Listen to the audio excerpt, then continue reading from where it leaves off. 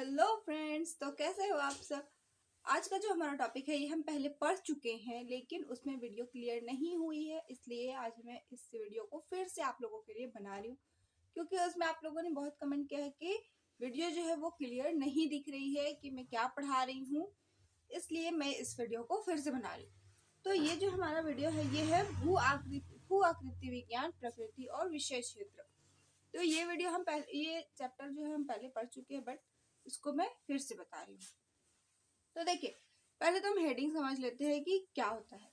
Heading है हमारा भू आकृति विज्ञान, प्रकृति और विषय क्षेत्र। इसका मतलब ये हुआ कि हमें पढ़ना है भू आकृति विज्ञान, यानी कि जियोमॉर्फोलॉजी। भू आकृति विज्ञान मतलब कि भूमि में पृथ्वी की जो आकृति है उसका जो वर्णन करना है। ठीक है, भू आकृति विज्ञान का मतलब वही होता है कि पृथ्वी की आकृति का, भू आकृति विज्ञान का अर्थ होता है पृथ्वी की आकृति का वर्णन करना। अब जो पृथ्वी की आकृति का वर्णन करेंगे तो उसकी प्रकृति कैसी है। किसी भी चीज का एक नेचर होता है, जैसे कि हम चाय पीते हैं। ठीक है, एग्जाम्पल के तौर पे लेते हैं कि हम चाय पीते हैं, तो चाय कैसी, चाय गर्म होती है। तो चाय का नेचर क्या हुआ, चाय की प्रकृति जो हुई वो गर्म हुई। हम आइसक्रीम खाते हैं या कोल्ड ड्रिंक पीते हैं तो वो हम ठंडी पीते हैं। तो जो आइसक्रीम या कोल्ड ड्रिंक की जो प्रकृति हुई वो ठंडी हुई। उसी तरह से भू आकृति विज्ञान है, इसकी भी कुछ प्रकृति है। इसकी क्या प्रकृति है, ये किस तरह की है, उसको कहते हैं प्रकृति। ठीक है, अब इसका विषय क्षेत्र हो गया।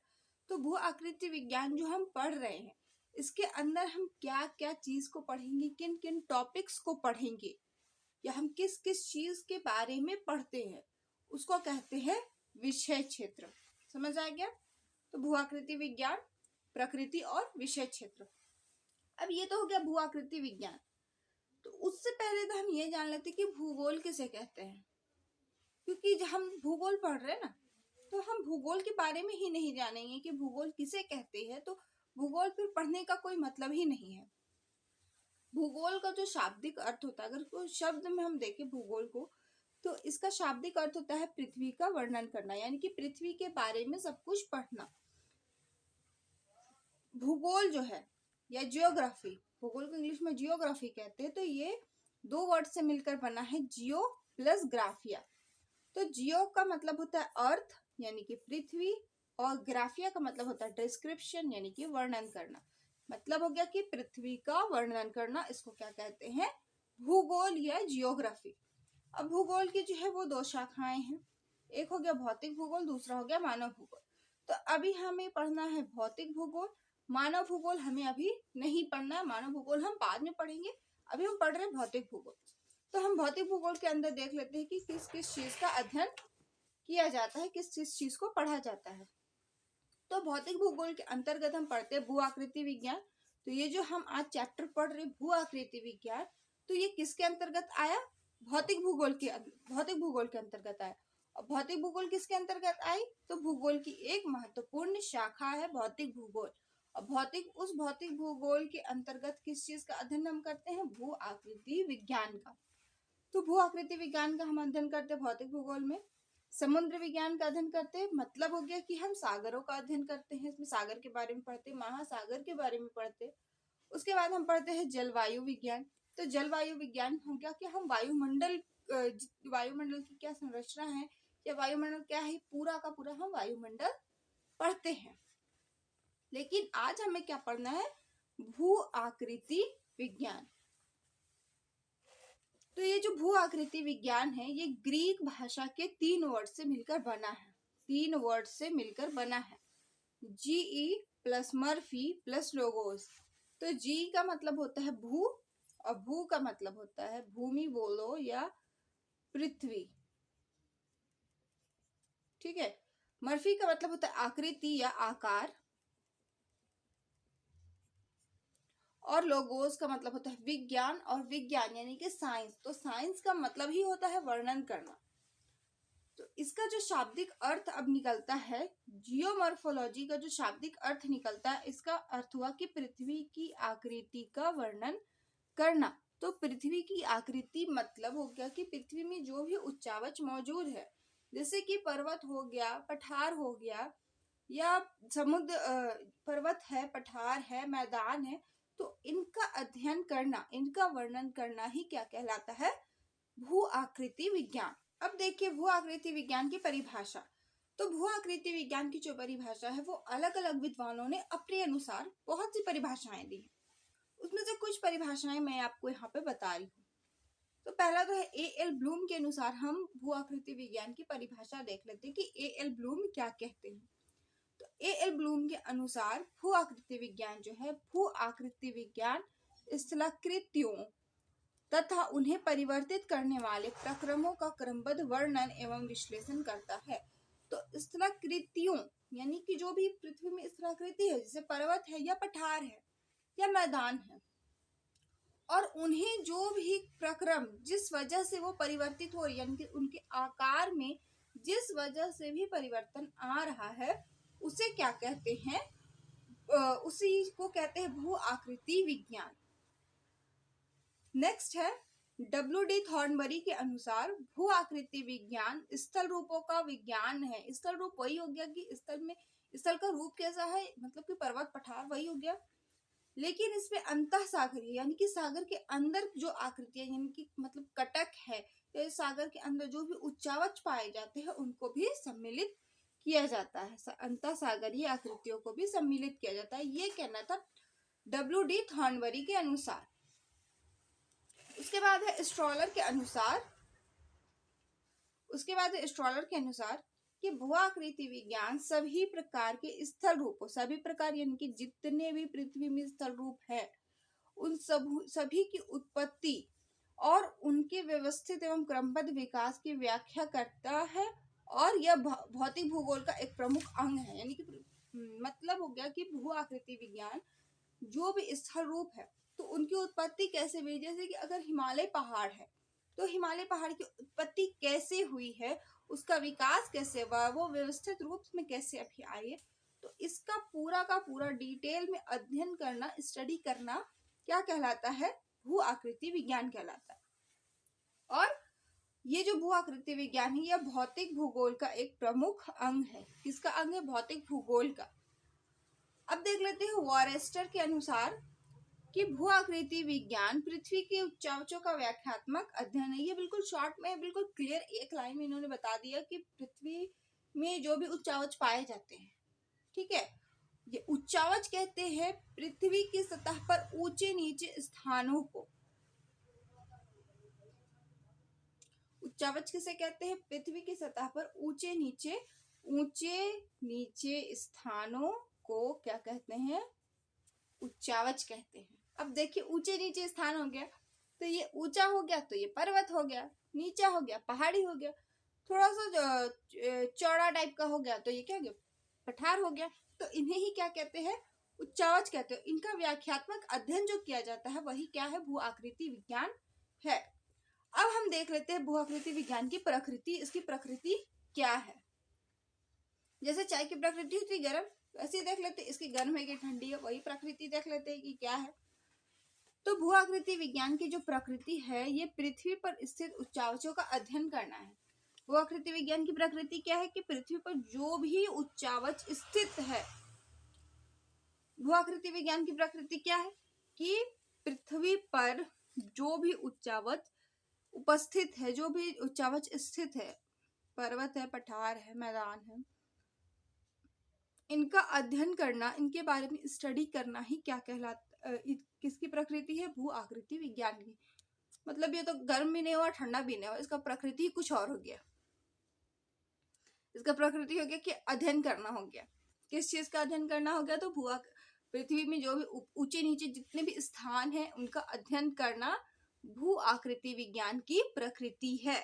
अब देखिए उच्चावच को अगर शब्द में हम देखें तो स्थल मंडल की सतह पर ऊर्ध्वाकार में जो स्थलीय विषमताएं पाई जाती हैं उन्हें उच्चावच कहते हैं। जैसे विशाल पर्वत, छोटे टीले, घाटी।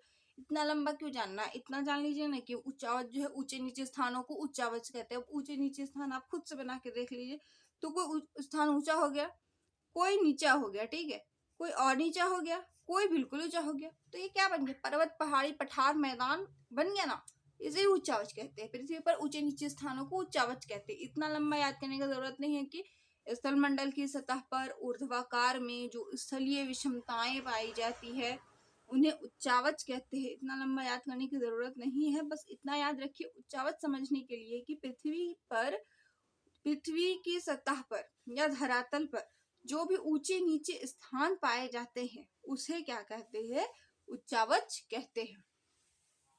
अब ये उच्चावच जो है इनको भी आकार और विस्तार के दृष्टि से 3 श्रेणियों में इसको रखा गया।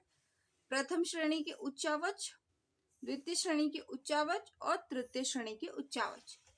तो जो प्रथम श्रेणी के उच्चावच है इसमें आ जाता है आपका महाद्वीप और महासागर, जिसमें कुछ भी निर्मित नहीं है। अभी सिर्फ महाद्वीप है, सिर्फ महासागर है, जिसमें ना अभी पर्वत विकसित है, ना पठार है, ना ही तो पहाड़ी है।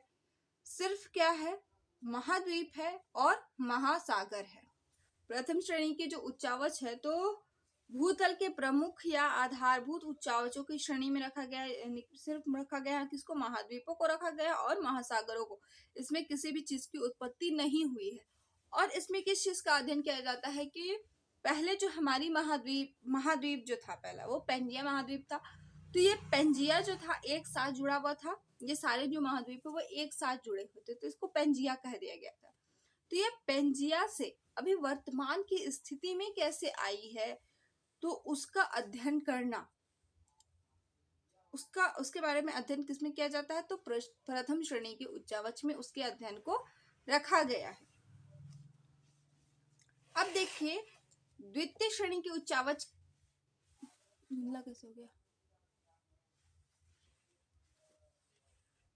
अब देखिए द्वितीय श्रेणी के उच्चावच जो होते हैं, अब ये तो हो गया, बन गया ना, महाद्वीप हो गया, ये खाली था, महाद्वीप हो गया, ये खाली था, महासागर था। इसे सिर्फ महाद्वीप पूरा प्लेन, सिर्फ महासागर पूरा प्लेन, कोई भी उच्चावच उसमें नहीं है। अब उसमें जो पृथ्वी की आंतरिक बलों के वजह से पृथ्वी की जो भी आंतरिक बल कार्य करेंगे उसकी वजह से जितनी भी आकृतियां बनेगी पृथ्वी के धरातल पर जो भी आकृति बनेगी उसको किस श्रेणी में रखा गया? तो द्वितीय श्रेणी में रखा गया है। पहले प्रथम श्रेणी में रखा गया है सिर्फ महाद्वीपों को और सिर्फ महासागरों को, लेकिन अब उसके बाद अब वो खाली है, हो गया दोनों, सिर्फ महाद्वीप है सिर्फ महासागर है, उसमें किसी भी तरह का कोई उच्चावच नहीं है, उसको रखा गया है प्रथम श्रेणी के उच्चावच में। द्वितीय श्रेणी के उच्चावच में रखा गया है कि पृथ्वी के भूगर्भ में यानी कि पृथ्वी के आंतरिक बलों के द्वारा जो भी उच्चावच निर्मित होते हैं उसे क्या कहते हैं? द्वितीय श्रेणी के उच्चावच।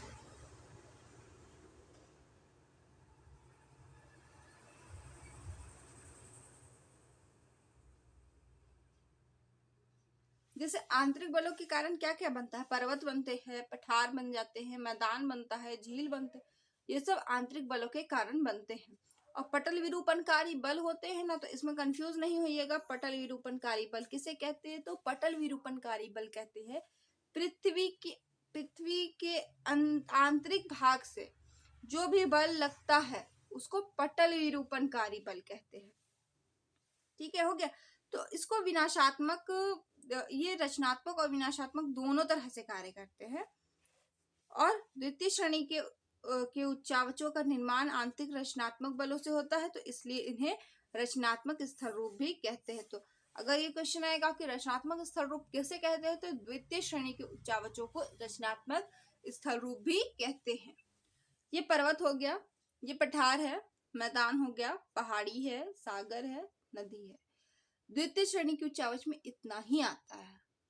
अब जो तृतीय श्रेणी के उच्चावच में आएगा तो क्या होता है कि अब बाह्य बल कार्य करेंगे, आंतरिक बल कार्य कर लेंगे। अब जो भी चीज अब बन गया है पृथ्वी पर, बन गया, पर्वत बन गया, पठार बन गया, मैदान बन गया, सागर हो गया, नदी हो गया। अब इसमें इन पर्वत पठारों में जो भी बाह्य बल कार्य करेगी, मतलब अपर्दन या अपक्षय की जो भी क्रियाएं होंगी और उन क्रियाओं की वजह से जो स्थलाकृतियां बनेंगी उसको रखा गया है तृतीय श्रेणी के उच्चावच में। अब देखिए, जो भी स्थलाकृतियां उन कार्यों से अपर्दन या अपक्षय से या और भी किसी कारण से, बाह्य बल से जो भी अब स्थलाकृति बनेगी, तो वो किस में बनेगी? या तो पर्वत में बनेगी, या पठार में बनेगी, या मैदान में बनेगी, या किसी पहाड़ी इलाके में बनेगी, या नदी में बनेगी। क्योंकि अब तो जो प्लेन भाग था, यानी कि जो प्रथम श्रेणी का जो उच्चावच था, उसमें तो बन गया। आंतरिक बल, पृथ्वी का आंतरिक बल कार्य किया, और आंतरिक बल कार्य करने की वजह से क्या हुआ कि वहां पर्वत और पठार का निर्माण हो गया। अब जब पर्वत पठार वहां पे पहले ही ऑलरेडी जब वहां पे बन गया है, तो वहां पे तो खाली सरफेस बचा नहीं, कोई खाली एरिया बचा नहीं। तो अब जो बाह्य जो बल कार्य करेंगी, तो वो किस पर करेंगी? उसके लिए तो अब सरफेस हो गया पर्वत और पठार। तो अब वो जो बाह्य बल कार्य करेगी, पर्वतों और पठारों पर कार्य करेगी। तो वो जो पर्वतों और पठारों पर कार्य करेंगी, तो उसके वजह से जो भी स्थलाकृतियां बनेगी, जैसे चोटी, कहीं पे चोटियां बन जाती हैं, कहीं पे हिमोड़ बन जाते हैं, कहीं एस्कर बन जाता है, कहीं पे बालू के टीले बन जाते हैं, कहीं पे घाटियां बन जाती है। तो इस वजह से जो भी कहीं डेल्टा बन जाते हैं, तो जो भी कार्य होंगे, जो भी स्थलाकृतियां बनेगी, तो उन्हें रखा गया है तृतीय श्रेणी के उच्चावच में। अब हम इसी चैप्टर का अब हम कल पढ़ेंगे भू आकृति विज्ञान का विषय क्षेत्र, क्योंकि वीडियो जो है बहुत लंबा हो जाएगा, इसलिए मैं उसको अलग नेक्स्ट पार्ट में मैं आपको बता दूंगी। आई होप आपको ये समझ आ गया होगा। इसमें जो इम्पोर्टेंट था वो मैंने आपको बता दिया है अच्छे से डिटेल में, कि प्रथम श्रेणी के उच्चावच क्या होते हैं, द्वितीय श्रेणी के उच्चावच क्या होते हैं, और तृतीय श्रेणी के उच्चावच क्या होते हैं। एक बार फिर से मैं इसे रिवाइज कर देती हूँ। प्रथम श्रेणी के उच्चावच जो होते हैं वो पूरा प्लेन होता है, उसमें सिर्फ महाद्वीप आते हैं और महासागर आते हैं। क्लियर हो गया? उसमें अभी कुछ भी बना हुआ नहीं है, किसी भी तरह की कोई स्थलाकृति नहीं है, पूरा का पूरा प्लेन मैदान है। अब उसमें क्या हुआ कि पृथ्वी के अंदर की जो बल है, पृथ्वी का आंतरिक बल जो है वो कार्य किया। अब वो जो कार्य किया, जैसे कि भूकंप आया या ज्वालामुखी हुआ, या प्लेटों के टकराने से जो भी भूकंप आया, जो भी बल कार्य किए, अब उसकी वजह से जो स्थलाकृति पृथ्वी में बन गई, जैसे पर्वत बन गया, या पठार बन गया, या मैदान बन गया, तो उसको क्या कहते हैं कि उसको द्वितीय श्रेणी के उच्चावच में रखते हैं। अब द्वितीय श्रेणी के उच्चावच में रख दिए। अब तो जो पृथ्वी के बाह्य बल जो भी कार्य करेगा, अपर्दन हो गया, अपक्षय होगा, ये जो भी क्रियाएं होंगी, अब ये जो है ये कार्य करेंगी पर्वत और पठार पर। अब इन पर कार्य करने के बाद जो भी नई स्थलाकृति बनेगी, इन पर पर्वतों, पठारों, मैदानों या सागर में या नदियों में जो भी अब नई जो स्थलाकृतियां बनेगी, उनको रखा गया है तृतीय श्रेणी के उच्चावच में। तो आई होप आपको ये समझ में आ गया होगा, ये कॉन्सेप्ट सारा क्लियर हो गया होगा। अगर अभी भी इसमें कुछ डाउट है, तो आप मुझे फिर से कमेंट सेक्शन में कमेंट कर सकते हैं। तब तक के लिए टेक